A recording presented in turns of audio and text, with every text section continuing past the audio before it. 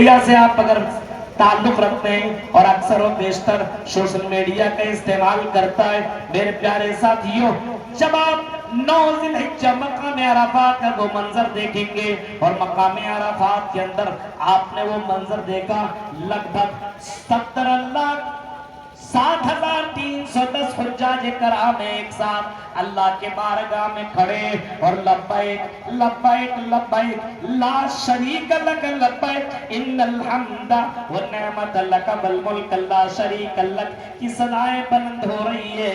لبیک لبیک اے اللہ ہم حاضر حاضر ہیں، لبیک لبیک لا شریک لک اے اللہ تیرا کوئی شریک نہیں ہے، تیرا کوئی پارٹنر نہیں ہے، تیرا کوئی ساجد نہیں ہے۔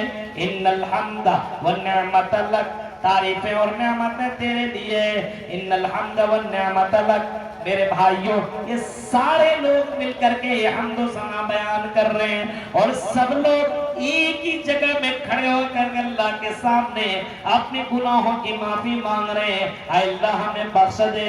اس کے بغل میں کون امیر، کون غریب، کون اے سی میں رہنے والا ہے، کون عام گھر میں بسنے والا ہے، کون جھونپڑی میں زندگی گزارنے والا ہے، کوئی معنی نہیں رکھتا ہے۔ ایک دوسرے کے بغل میں ایک دوسرے کے ساتھ کھڑے ہیں اور ایک ہی ساتھ نماز بھی ادا کر رہے ہیں۔ اسی وجہ سے کسی شاعر نے کیا خوب کہا ہے، ایک ہی صف میں کھڑے ہو گئے محمود و ایاز، ایک ہی صف میں کھڑے ہو گئے محمود و ایاز، نہ کوئی بندہ رہا نہ کوئی بندہ نواز۔ یہاں ہے نا ہمارے یہاں، یہ کالا ہے، یہ گورا ہے، یہ امیر ہے، یہ غریب ہے، نہیں، یہ تمہاری سوچ گھٹیا ہے۔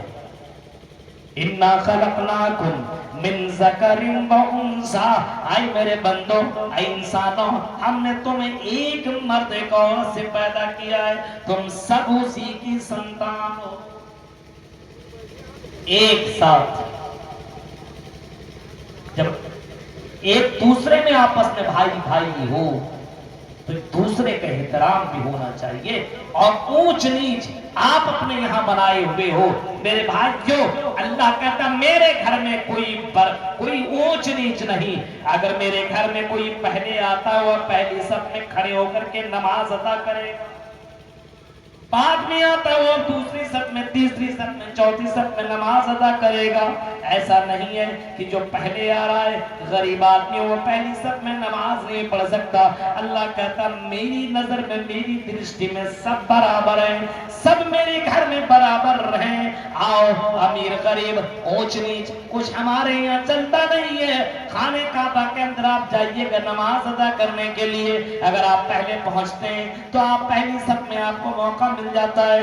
اسی علاقے کا، اسی سرزمین مکہ کا، عرب سرزمین کا بادشاہ اگر پہنچتا بعد میں لیٹ میں تو اس کو پچھلے صف میں اس کو جگہ ملتی ہے۔ یہی تو اسلام کی خوبصورتی ہے، اور یہی اسلام بتانا چاہتا ہے کہ تم ایک دوسرے کو، تم بتاتے ہو کہ وہ امیر ہے وہ غریب ہے، اس کو دعوت دو، اس کو دعوت مت دو، یہ فلاں خاندان سے، یہ فلاں خاندان سے، ہم انصاری، ہم قریشی، ہم برادری، ہم خان ہیں، ہم پٹھان ہیں۔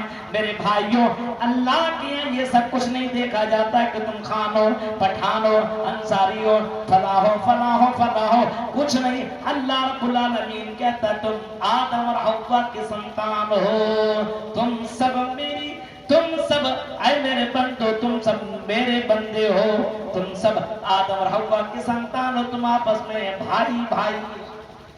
دیکھ رہے اس آیت کو آدمی سمجھ لے تو آدمی کسی کے اوپر تنقید نہ کرے۔ اگر تم بڑے خوبصورت، دکھنے میں بڑے ہینسم ہو، دکھنے میں بڑی سندر لگتی ہو، بہت خوبصورت لگتی ہو، تو پھر اس میں تکبر کرنے کی کیا بات ہے؟